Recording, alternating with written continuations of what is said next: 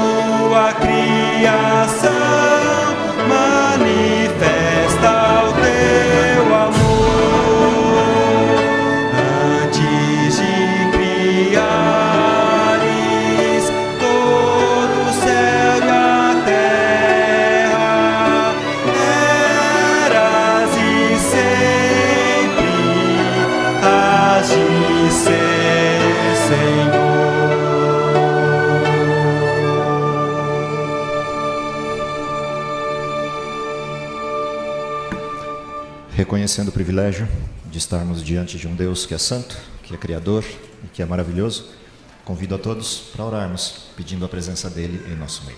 Incline a sua fronte e vamos falar com Deus. Querido Pai que está nos céus, te somos agradecidos porque em circunstâncias tão agradáveis podemos estar reunidos na tua casa, desfrutando de liberdade para estudarmos tua palavra.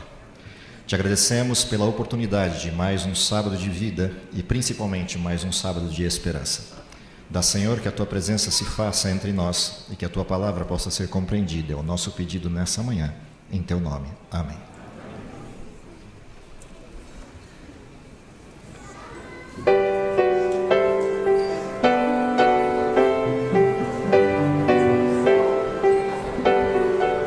Um feliz sábado, crianças. Podem vir, porque hoje a aventura vai ser grande. Venham, venham, venham, crianças.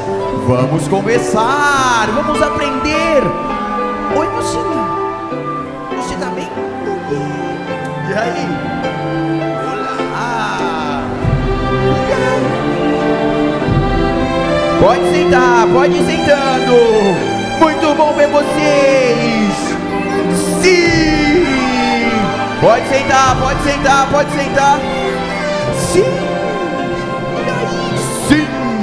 Pode sentar. Oi, gente. Tudo bom com vocês? Que legal ver vocês. Você aqui. Sim, aí a gente tava lá. Sim, eu tava lá na barraca. Sim, vamos juntos. Se prepare. Tudo bom? Olá. vou colocar bom dia e feliz sábado, crianças!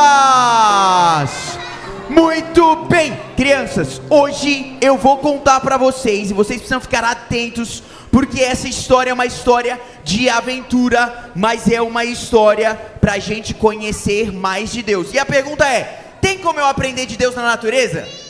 Sim, tem sim, só que olha lá aquela cena. Como que o mar, ele faz barulho? Como que é o barulho do mar? Só que agora o barulho do mar nas ondas. Como que é o barulho do mar nas ondas? Só que você sabia que tem alguns moluscos, animais, que eles moram no meio das ondas, junto com as rochas, onde a água fica batendo o tempo inteiro ali? Sim, olha só, esse daqui, eu estava andando e eu tirei uma foto muito especial, e é essa fotinha aqui, e ele está ali, de vermelho naquela foto. Se alguém não conseguir olhar, pode olhar lá para trás, tá bom?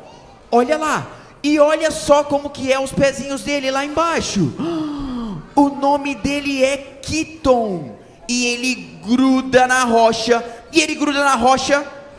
e quando as ondas do mar batem nele, assim ó, as ondas batem nele, ele fica grudadinho. Sabe o que acontece?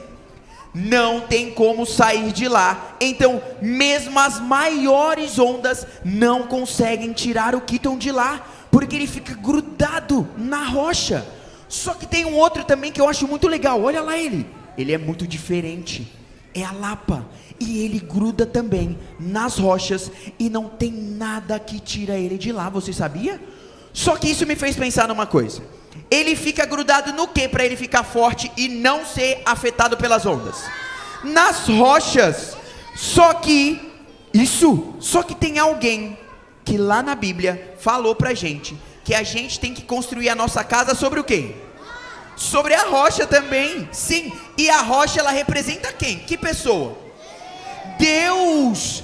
E assim a gente vai dar um exemplo. Então, eu preciso que todo mundo fique sentado, para todo mundo prestar atenção nessa parte. Então, ó, todo mundo sentado.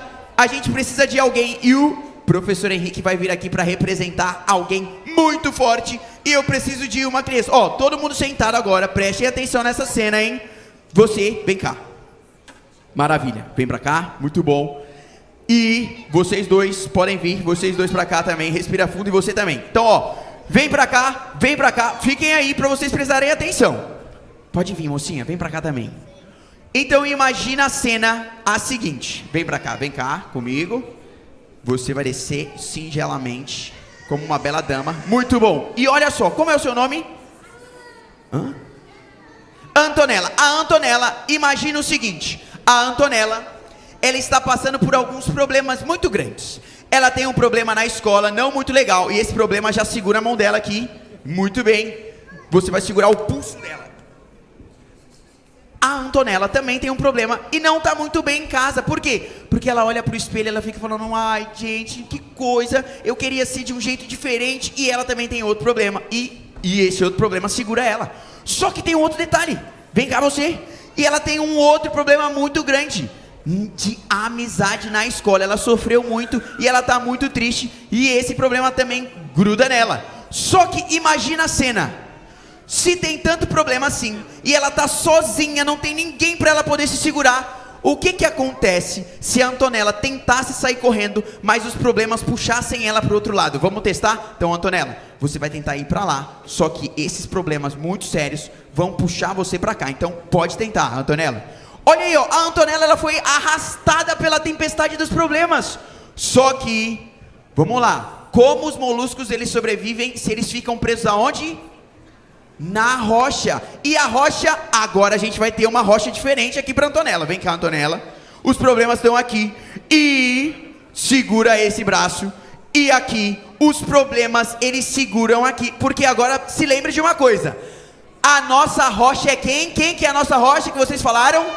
Deus é a nossa rocha. Então imagina a cena. Deus está aqui defendendo a Antonella. E os problemas estão todos aqui. Vamos ver o que vai acontecer agora, valendo em 3, 2, 1, valendo! Olha só o que acontece. Não tem nem o que falar. Muito bem, muito obrigado, muito obrigado. Muito lindo, muito lindo. Podem ir lá sentar agora. Excelente, Jesus, muito obrigado, tá? Deus, excelente. A ideia agora é simples, gente. Olhem só. A Antonella só sobreviveu porque ela estava segura em quem? Para ela poder lidar com os problemas. Em Deus. E é assim que a Bíblia fala que Deus é pra gente. Ele fala que Deus é a nossa fortaleza e o nosso refúgio. Então, se a gente tem um monte de problema, um monte de coisa acontecendo, aonde a gente precisa ficar seguro? Em Deus. Quem aqui quer hoje ficar seguro na rocha que é Jesus? Levanta a mão, eu quero saber.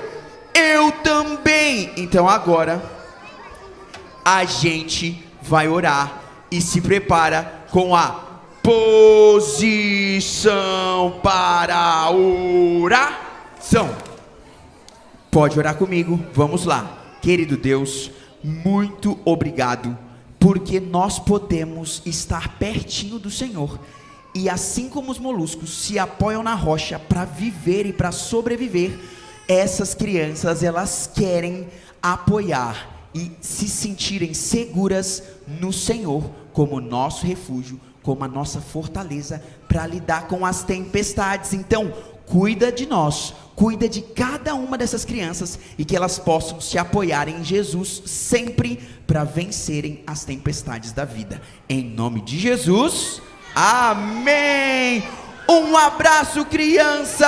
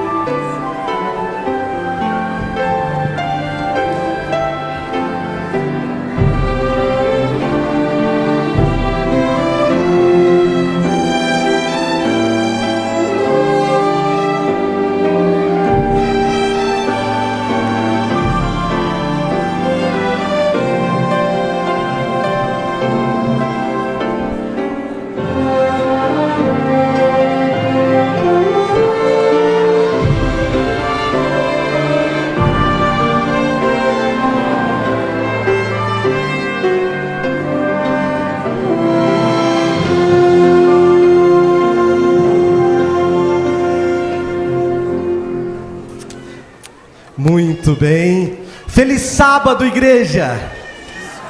Que bênção, né? Ver as nossas crianças, todas aqui com uma boa história infantil, com um belo culto, boas músicas. Que alegria! Louvado seja o nome do nosso Deus, por ter dotado de dons e talentos para todas as pessoas.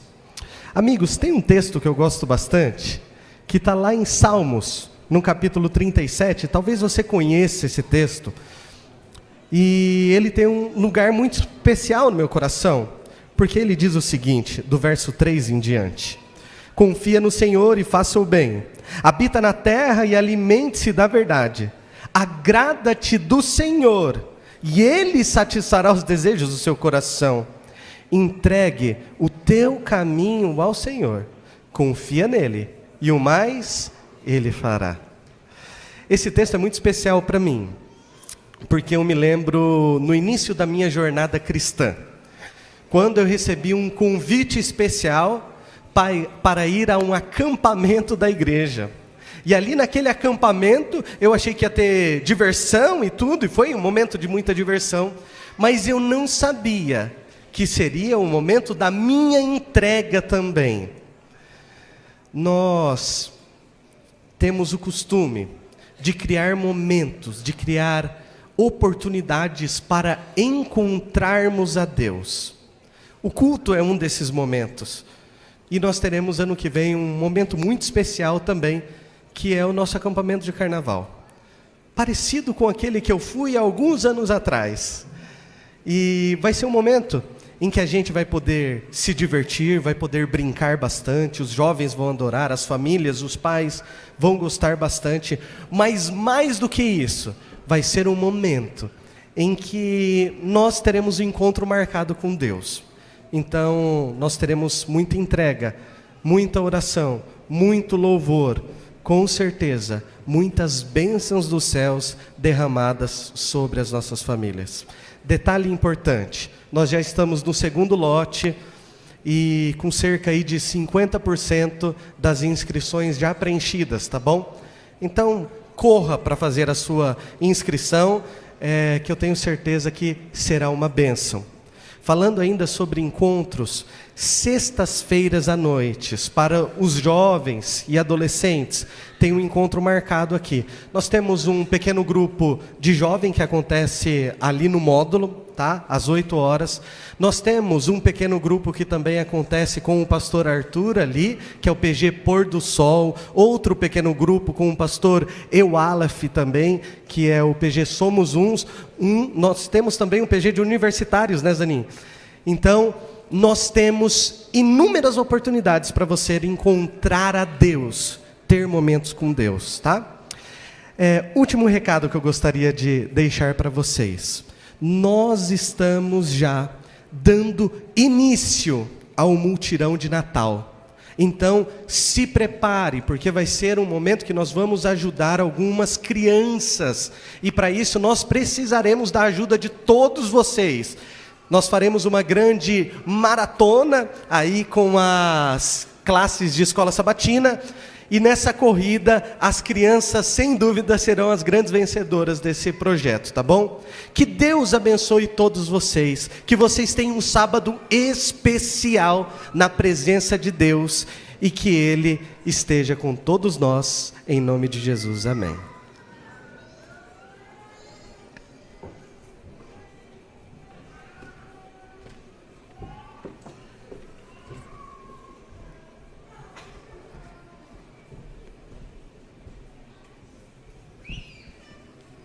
Feliz sábado, igreja.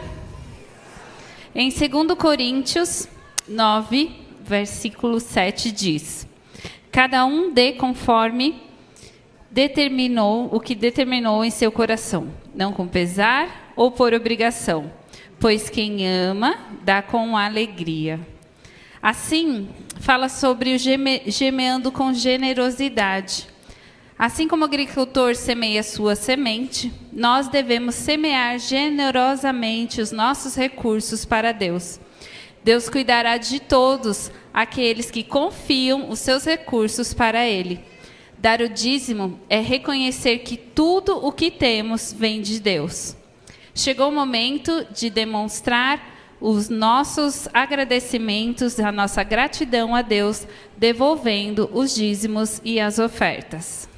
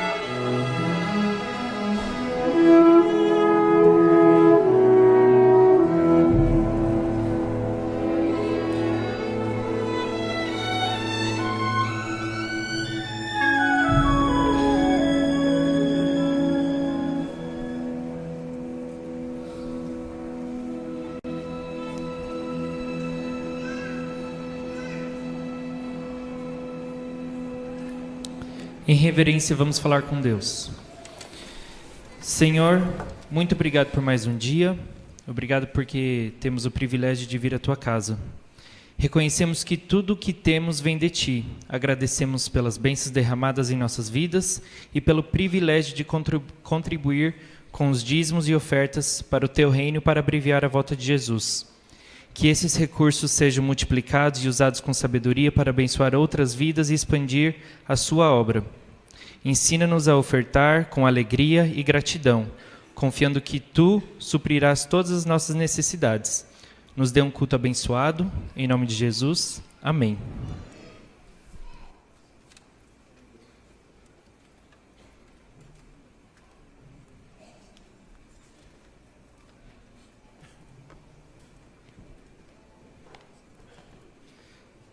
Vamos continuar o nosso louvor.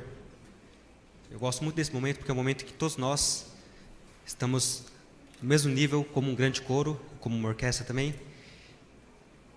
E em uma só voz podemos... qual é a palavra? Reconhecer, erguer o nome de Deus. E essa música é uma música maravilhosa que nos fará refletir sobre a grandeza desse Deus. E eu quero que você pense o que faz você se maravilhar com Deus, com a grandeza de Deus. Para mim, o que mais me toca quando eu penso na grandeza de Deus é pensar naquela célula chamada zigoto, que nessa célula já está uma programação de tudo que vai se tornar aquele corpo. Que em algum momento vai ter o nariz ali, vai ter as orelhas, vai ter o cabelo dessa forma. Isso para mim me constrange, me faz dar vontade de cantar e de louvar a Deus, só de pensar que maravilha que é um corpo formado como cada um de nós somos. Então, quero convidar vocês a continuar louvando o nosso Deus. Nesse momento, vamos colocar de pé e vamos exaltar esse Deus maravilhoso, que é grande e é Criador.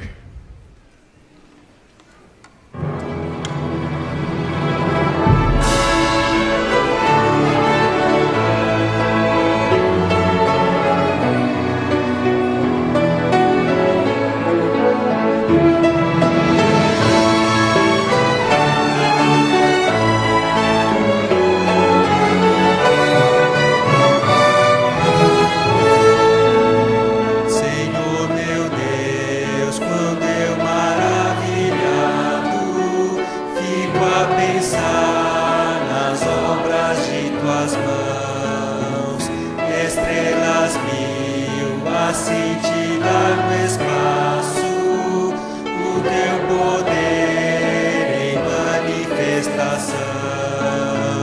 Então minha alma canta-te, Senhor, quão grande és tu, quão grande és tu.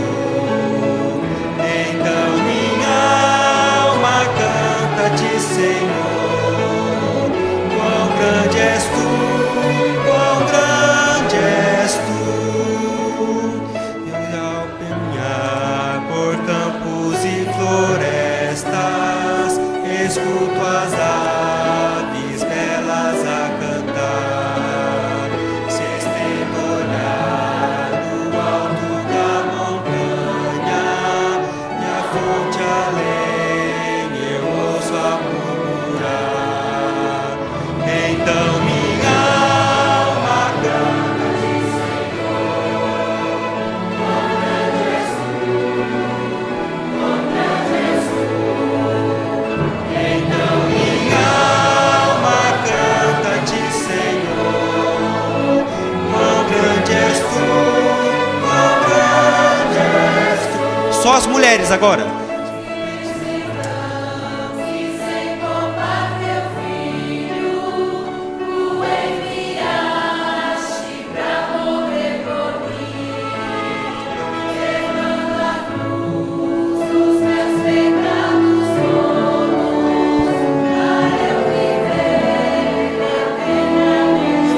Todos. Então minha alma canta-te, Senhor, quão grande és tu, quão grande és tu. Então minha alma canta-te, Senhor, quão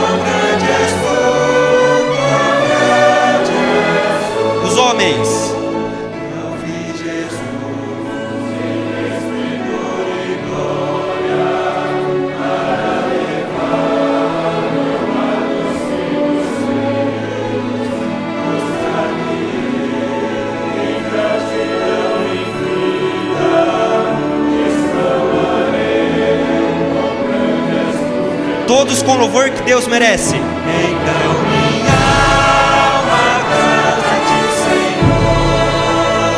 Oh, grande és tu, oh, grande és tu.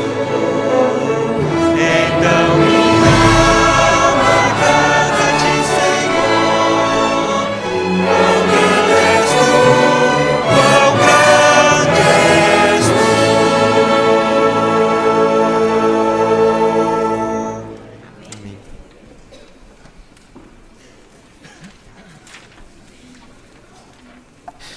Em Efésios, capítulo 4, a partir do verso 7, diz assim: E a graça foi concedida a cada um de nós, segundo a proporção do que Deus ele escolheu pessoas especiais com dons específicos. Essa semana nós comemoramos datas especiais. E como o próprio texto diz, dons, uns para mestres, outros para pastores. Essa semana nós comemoramos o dia do professor, o dia do médico, e hoje a Igreja Adventista comemora o dia do pastor. A nossa igreja é ricamente abençoada por pessoas especiais que se dedicam com esses dons. Neste momento de oração intercessora, eu convido a todos os pastores, professores e médicos que venham aqui à frente, porque hoje a oração especial será por cada um de vocês. Nós vamos cantar este cântico, então você, da onde você estiver, vem aqui, que nós estamos agradecendo a Deus pelo seu dom e por usar esse dom para o ministério do Senhor.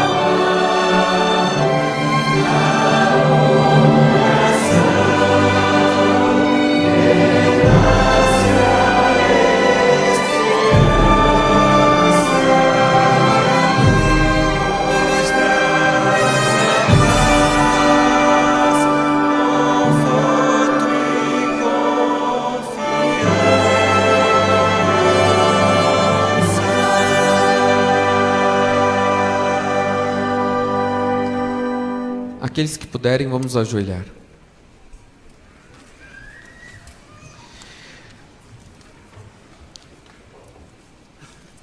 Nosso eterno e grande Deus, Santo Pai, muito obrigado por estarmos aqui prostrados diante de Ti. Nós somos ricamente abençoados por tantas coisas boas que o Senhor tem enviado dos céus na vida de cada um de nós. E como filhos Teus, estamos aqui rogando a Ti que faça por nós aquilo que nós não podemos. Ajude-nos a recebermos a Tua misericórdia, a Tua graça e vivermos em novidade de vida, assim como o Senhor quer fazer essa transformação na vida de todos os Seus filhos. Pai, em especial, eu tenho aqui um grupo muito valoroso, que são os mestres, professores, aqueles que dedicam a sua vida ao ensino. Santo Pai, esteja cuidando de cada um deles, da relação com seus alunos, e que eles continuem refletindo o Teu amor, a Tua graça em cada aula, em cada encontro, para que assim, Senhor, através desse dom maravilhoso, possamos levar nós e os nossos alunos todos juntos para o céu quando o Senhor voltar. Também, Pai, agradecemos, Senhor, por aqueles que escolheram, através do dom da cura e por tudo aquilo que a medicina pode nos proporcionar. Senhor, muito obrigado pela vida de cada um dos médicos e médicas. São pessoas que também têm o evangelismo no seu coração e dedicam a sua vida a Te servir. Continue, Senhor. Por isso, indesculpáveis. Eu quero fazer uma pausa aqui no verso 20, ok? Perceba que Paulo vai falar aqui um pouquinho sobre, ele começa falando sobre a ira de Deus contra a impiedade, contra a perversão dos homens, ok? E então ele vem com um argumento sobre a manifestação de Deus, um Deus que se revelou, um Deus que se mostrou. E aqui Paulo vai falar que Deus se manifestou por meio das coisas que foram criadas. Tais homens são por isso indesculpáveis. Mas eu quero que vocês percebam um pouquinho, deixar claro aqui um elemento, tá? A criação, nós chamamos ela de revelação natural, tá? É uma revelação limitada, ela não é completa, tá bom? Ao eu olhar para a criação, em que aspecto é que eu sou indesculpável? É de não acreditar na existência de um Deus, tá? A criação me revela de que existe alguém por trás, existe um Criador. E por que é que essa revelação é uma revelação limitada? Porque ela não me revela quem é o Criador. Ela não me revela como o Criador me salva. Ao olhar para a criação, ao olhar para a natureza, nós não conseguimos ver sobre o sacrifício do Senhor Jesus. Nós não conseguimos saber sobre santuário. Então, a criação, em que aspecto é que eu sou indesculpável? De não crer na existência de um Criador ao olhar para a criação. A criação deveria produzir em nós o desejo de conhecer quem é que está por trás. E é aí que entra a Bíblia como uma revelação especial, assim como a encarnação do Senhor Jesus Cristo. Então aqui, o Paulo está falando justamente sobre isso. Ele está falando sobre, eles são indesculpáveis do quê? Eles rejeitaram a Deus como Criador, sendo perversos. Ok? E ele continua a partir do versículo 21. Porque, tendo conhecimento de Deus, não o glorificaram como Deus, nem lhe deram graças. Antes, se tornaram nulos em seus próprios raciocínios, obscurecendo-se-lhes o coração insensato. Inculcando-se por sábios, tornaram-se loucos e mudaram a glória do Deus incorruptível em semelhança da imagem de homem corruptível, bem como de aves, quadrúpedes e répteis. Por isso, Deus entregou tais homens à imundícia, pelas concupiscências de seu próprio coração, para desonrarem o seu corpo entre si, pois eles mudaram a verdade de Deus em mentira, adorando e servindo a criatura em lugar do Criador, o qual é bendito eternamente. Amém. O que eu quero mostrar para vocês em Romanos 1? Rejeitar o Deus Criador não é necessariamente rejeitar o conceito bíblico de criacionismo, de um Deus que criou o mundo em 6 dias e descansou no 7º. Rejeitar o Deus Criador é também a concupiscência do coração, é a desonra do próprio corpo. Estamos falando aqui de pecado, estamos falando aqui de idolatria, de imoralidade sexual. Estamos falando de violência. Rejeitar o Deus Criador é viver de uma forma como se não existisse um Criador. É viver de uma forma em que eu não sou imagem e semelhança dele. Não tem a ver apenas, então preste atenção no que eu estou dizendo, não tem a ver apenas com conflito de ideias, com conflito de ideologias, ou de doutrinas, ou de teorias, ou conceitos. Não é somente isso. Uma pessoa pode acreditar totalmente na Bíblia e no Deus Criador, e ainda assim viver uma vida como se ele nem mesmo existisse. E é isso que o apóstolo Paulo está dizendo aqui, em Romanos 1. A verdade é que o ser humano é mau, e dentro dele existem trevas. E se este é o problema de rejeitar o Deus Criador, o que é que eu faço para entender quem é de fato o Criador? E agora, eu convido você a abrir a sua Bíblia, obviamente em Gênesis capítulo 1.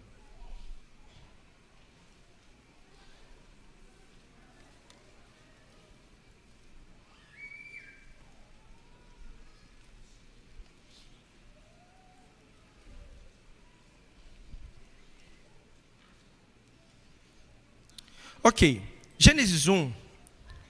Gênesis é um livro, não é o primeiro livro a ser escrito, mas é o primeiro livro da Bíblia, quando o assunto é cronologia. ok? Gênesis é escrito em hebraico. A Bíblia é hebraica. A Bíblia contém um pensamento hebraico por trás, uma cultura na qual o texto estava inserido.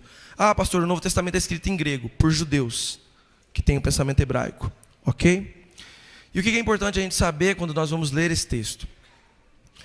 Eu preciso entender que Moisés, quando vai escrever o texto, ele não está preocupado em detalhar tudo.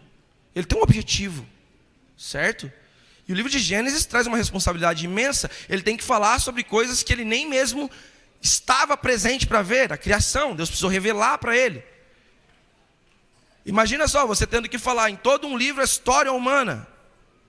Um livro de 50 capítulos. Será que dá para dar todos os detalhes que ele gostaria de dar? Não dá. Que tamanho seria esse livro? Então, o autor, ele sempre tem um cuidado de ser muito objetivo, de só realmente relatar aquilo que é importante.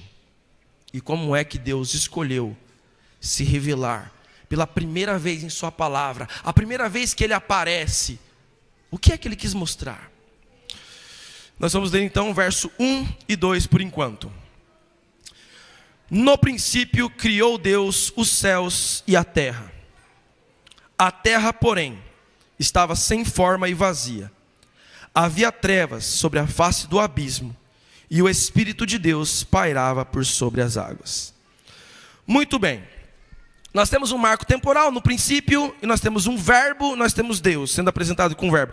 É muito curioso porque na língua hebraica, o centro da língua, do idioma mesmo, são verbos, ok? O verbo é o que criar no hebraico, é o verbo bará, tá? Bará é um verbo que só tem Deus como sujeito. Bará é um verbo que só tem Deus como sujeito. Ninguém mais em toda a Bíblia pratica esse verbo. Esse é um verbo dele, exclusivamente dele. Quando o homem está criando algo ou fazendo algo, o verbo é outro, tá? Não é este. Este é um verbo que pertence somente a Deus. Só ele tem essa qualidade do bará. E o que é o bará? Bará pode ser traduzido como criar. Criar a partir do nada, como a gente acredita, como a gente sabe. Um Deus que não precisa de matéria para poder criar. Mas também pode significar dar função para algo que já existe. Ou colocar algo para funcionar. Vou dar um exemplo para vocês. No Salmo 51, Davi, ele fala assim, um verso muito conhecido, que vocês podem até completar. Cria em mim, ó Deus, um coração puro. Ele está pedindo um coração porque ele não tem? Ele não está pedindo algo que ele não tem, ele tem. E o verbo ali é exatamente o verbo bará. Senhor, bará, um coração. O que basicamente Davi está dizendo é, esse aqui não funciona. Coloca para funcionar. Dá uma função para ele. Tem algo de errado com ele. Ele é mau. O Salmo 51 é um salmo de confissão, de pecado, onde Davi está extremamente angustiado por conta do pecado cometido com Betseba. Então, o verbo criar traz esse sentido, e eu gostaria muito que vocês gravassem isso, tá? Mas vamos falar um pouquinho também sobre essa terra sem forma e vazia. Porque ser sem forma e vazia não é dentro da nossa língua. Eu disse aqui que a Bíblia é hebraica, de que ela está inserida dentro de um contexto, dentro de uma cultura. Então eu preciso entender o que significa sem forma e vazia para quem escreveu, que é o Moisés, que era um hebreu, ok? Então só para mostrar para vocês que o vazio aqui, principalmente o vazio não é o que a gente pensa. Olha só, ela é vazia, mas o que tinha nela? Havia trevas sobre a face do abismo. Ela é vazia, mas olha o que diz também, o Espírito de Deus pairava sobre. Então veja que não é o vazio que nós conhecemos. Ela é vazia, mas tem água e tem trevas. Então não é o sem forma e vazio na nossa concepção. Eu preciso então entender o significado disso para o texto bíblico. Essa terra aqui está sem forma e vazia. mas tem montes, tem deserto. Então, o que significa ser sem forma e vazio para a Bíblia hebraica? Um lugar sem forma e vazio é um lugar de morte, ok? É um lugar que não tem vida. E eu quero trazer aqui ainda uma outra informação. Nessa terra sem forma e vazia existem trevas e águas, certo? Eu preciso convencer a igreja aqui de que trevas são algo ruim? É algo ruim? Preciso convencer? Bom, acho que toda a Bíblia trabalha muito bem isso, certo? As trevas, elas têm o papel de caracterizar aquilo que é mal, aquilo que é escuro. O Senhor Jesus usa muito esse linguajar. Eu sou a luz do mundo, aquele que me segue anda na luz. Quem não me segue, não anda na luz do dia, anda nas trevas. Se um cego guia outro cego, os dois estão em trevas. E o que é trevas? Dentro do contexto da fala bíblica, da fala do Senhor Jesus. Você está caminhando rumo ao céu, só que você nem enxerga o caminho pelo qual você anda. E isso é negativo, isso é ruim. Eu preciso de luz para saber para onde eu estou indo. E só é possível ter luz seguindo Jesus. Mas e águas? Trevas são ruins, mas e águas? Será que as águas também são ruins? Mas para ajudar a igreja, eu vou dizer o seguinte: não estamos falando aqui de água potável. Beleza? Não estamos falando aqui da água que você bebe. Estamos falando de ajuntamento de águas. E dentro da Bíblia também é ruim. A gente pensa no dilúvio. A gente pensa no Mar Vermelho. Toda vez que as águas cobrem a superfície da terra, o resultado é morte para quem fica embaixo. Então o Mar Vermelho está lá, o Mar Vermelho se abre. Os israelitas, enquanto andando em terra seca, está tudo bem, vida. Quando o mar se fecha e os egípcios são pegos, o que acontece com os egípcios? Morte. O que é o batismo? No que nós acreditamos no batismo? Eu morro para o meu eu e renasço para uma nova vida. A morte para o eu é exatamente no momento que eu sou mergulhado nas águas. E as águas são também usadas como metáfora nos livros poéticos, como no Salmo 18, verso 16, quando Davi diz: do alto me estendeu ele a mão e me tomou, tirou-me das muitas águas. E Davi não estava se afogando, queridos. Ele está falando aqui da perseguição do filho dele, Absalão. Ele está falando aqui dos vários problemas pelo qual ele está passando. E ele usa uma metáfora. Vai ter até um outro salmo que ele vai falar: Senhor, as águas estão até a minha garganta. Um texto conhecidíssimo de Isaías: quando passares pelas águas e pelo fogo, eu estarei contigo. Águas na Bíblia são sinônimos de problema, morte. Ou seja, a terra sem forma e vazia é um lugar de morte. E a pergunta que fica é: por que Deus cria a terra primeiro como um lugar assim?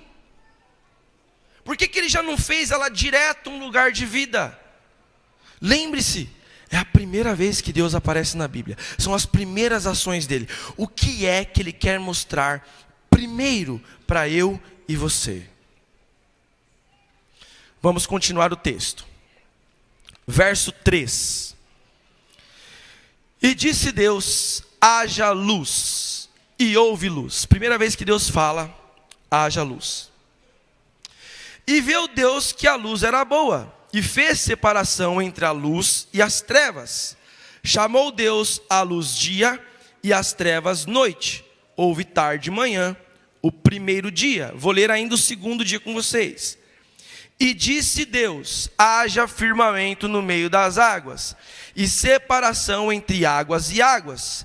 Fez, pois, Deus o firmamento, e separação entre as águas debaixo do firmamento, e as águas sobre o firmamento. E assim se fez. E chamou Deus ao firmamento os céus. Houve tarde e manhã, o segundo dia. Bom, Gênesis 1 é um relatório com muita repetição, justamente para que você saiba quando começa um dia e quando termina. A gente sabe, por exemplo, que o término de um dia é marcado pela frase: houve tarde e manhã, o primeiro dia. Houve tarde e manhã, o segundo dia. Então nós temos refrões que se repetem. É muito curioso você olhar também para Gênesis 1. Apesar de ser uma criação em 6 dias, a expressão "e disse Deus" aparece 10 vezes. Tá? Ou seja, na criação do mundo, Deus fala 10 vezes.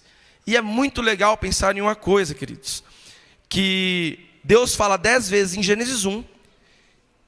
E em Êxodo 20 ele também fala 10 vezes, porque os 10 mandamentos no hebraico são conhecidos como as 10 palavras. Então são os 2 momentos onde ele fala 10 vezes. Na criação do mundo e na criação da lei. É como se a lei fizesse parte também de um mundo bom. De um mundo criado bom. Mas vamos olhar para o texto aqui. Haja luz e houve luz. Ele cria a luz. Então, eu quero que vocês prestem atenção, porque os 2 primeiros dias, ele está lidando exatamente com o problema das trevas e das águas. No primeiro dia, trevas. No segundo dia, águas. Tá? Nessa ordem. Então, para ele resolver o problema das trevas, ele cria a luz. E eu vou fazer uma pergunta para a igreja. Para ele lidar com o problema das trevas, ele joga as trevas fora, ele extingue elas, ele some com elas, é isso que acontece? Não, ele separa da luz e ele dá um nome. As trevas agora se chamarão noite. E é preciso entender que dentro do contexto bíblico, dar nome é algo muito importante. Vocês sabem que Deus gosta de dar nomes, de mudar o nome de pessoas, tá? Dar nome significa sou dono. Dar nome significa dar uma nova função. Então aquele que dá nome é responsável por, aquele que dá nome cuida, e aquele que dá nome é dono. Então é como se Deus olhasse para as trevas e dissesse: você é ruim, mas eu vou te dar um nome, eu vou te transformar. Nas palavras do pastor Lawrence Turner, que é um grande estudioso da nossa igreja, Deus domestica as trevas. Ele pega aquilo que é ruim e domestica. Você não vai ser mais ruim, eu vou dar um jeito em você e agora você terá uma função no meu plano, no mundo que eu quero criar. Ele não extingue, ele transforma. Um Deus que tem poder de transformar as trevas. Amém. Então termina o primeiro dia com um refrão ouve tarde de manhã o primeiro dia, e vem o segundo. E no segundo agora ele vai resolver a questão das águas, tá? A terra está cheia de água, só tem água, como é que vai ter alguma coisa? Então ele ajunta as águas, ele separa as águas das águas, ele cria um firmamento, que depois ele vai chamar de céus, e eu quero que vocês visualizem isso, porque muita gente não presta atenção, é um detalhezinho muito importante.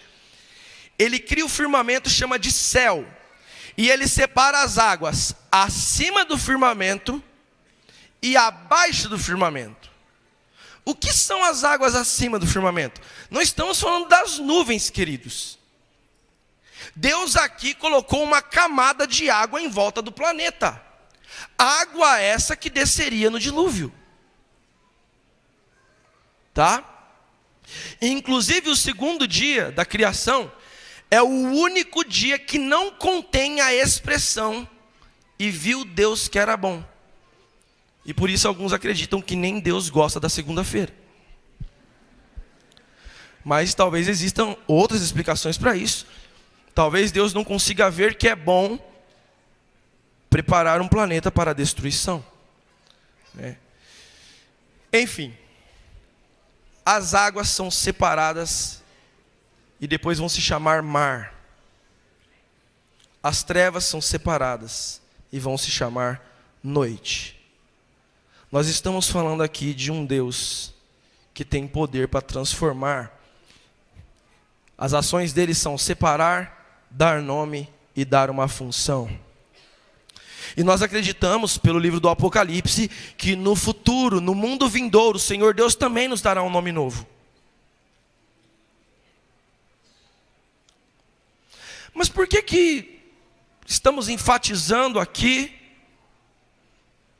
esse Deus criador no sentido de controlar as trevas e as águas, uma terra sem forma e vazia?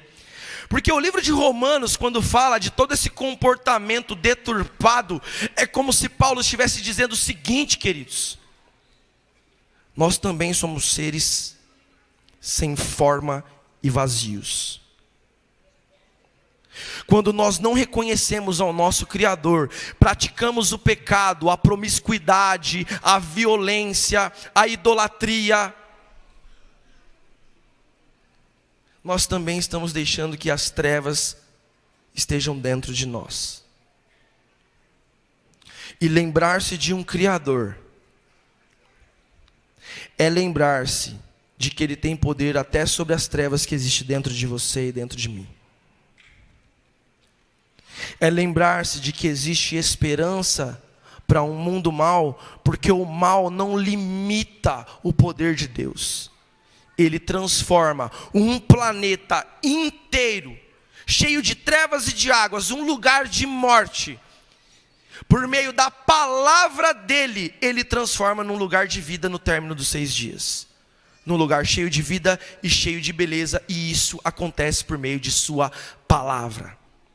E é muito legal a palavra em hebraico também. É a palavra davar, que pode ser traduzido como palavra, mas também pode ser traduzido como evento. É como se Deus dissesse assim: quando eu falo, não é só uma palavra, querido. Quando eu falo, há um evento, algo acontece, a minha fala não é vazia, ela não vai para o além. Eu falo e coisas acontecem. Eu falo e até mesmo as trevas abaixam a cabeça. Eu falo e todo o mal que existe dentro de qualquer pessoa pode ser transformado. Amém?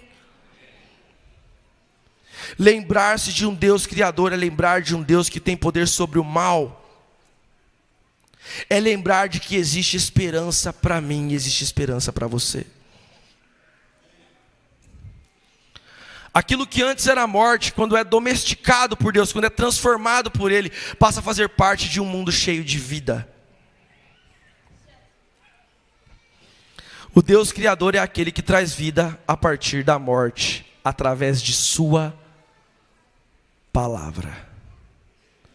Se existe algo transformador, queridos, é a palavra dele. Porque trevas existem em todos nós, em cada um de nós. Ser cristão, inclusive, e a gente se engana no meio religioso. É muito fácil se enganar no meio religioso. Afinal de contas, todos nós estamos bem trocados, bem vestidos. Todos nós estamos lendo a Bíblia. Todos nós cantamos.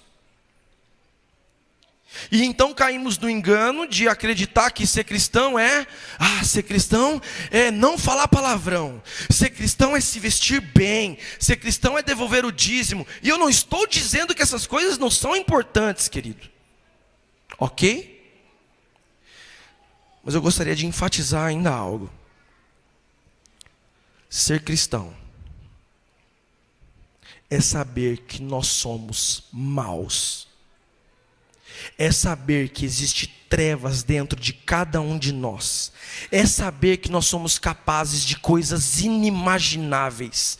De que a profundidade do egoísmo, da maldade, da promiscuidade, da violência que existe dentro de nós é vergonhoso. E quando eu entendo isso, eu entendo o valor de um Deus criador que por meio de sua palavra pode transformar tudo isso em bênçãos no mundo que Ele criou.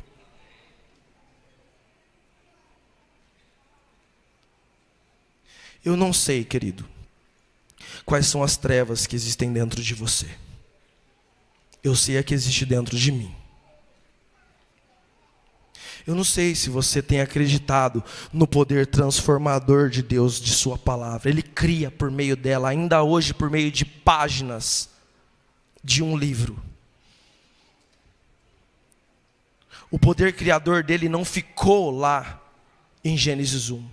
Ele ainda cria por meio de letras, que quando lido, compreendido e praticado, nós somos transformados de trevas para algo bom num mundo mau. Então eu não sei o que você precisa entregar a Deus para que Ele possa transformar. Eu não sei se talvez você tenha rejeitado o Deus Criador por meio da prática de pecados que só você conhece.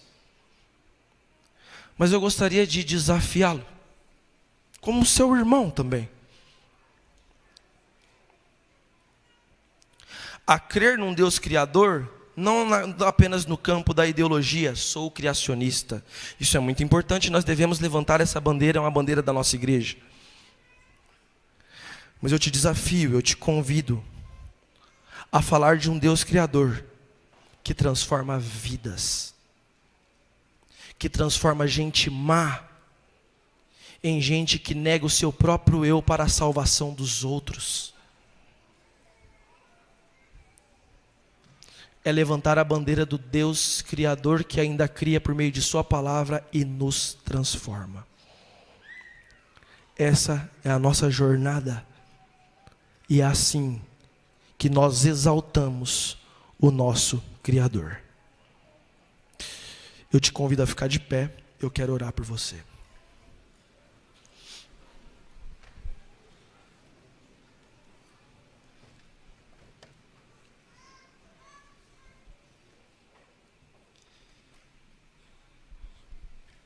Eterno nosso Pai, nosso Rei, louvado e exaltado seja o teu santo nome, porque o Senhor é o Criador. E muitas vezes, Senhor Deus, como nós limitamos isso? O Criador, aquele que criou o planeta, não é só isso. O Senhor ainda cria e recria por meio da sua palavra. Não existem trevas que sejam escuras demais para o Senhor. Não existem águas que sejam profundas demais. A tua palavra pode transformar a vida de qualquer pessoa. É nisso que acreditamos, Senhor Deus.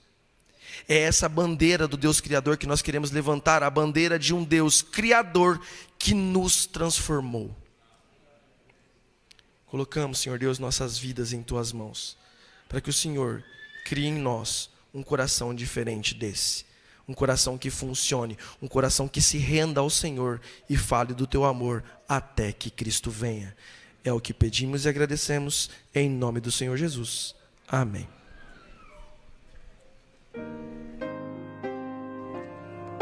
E vamos nos despedir com essa oração cantada.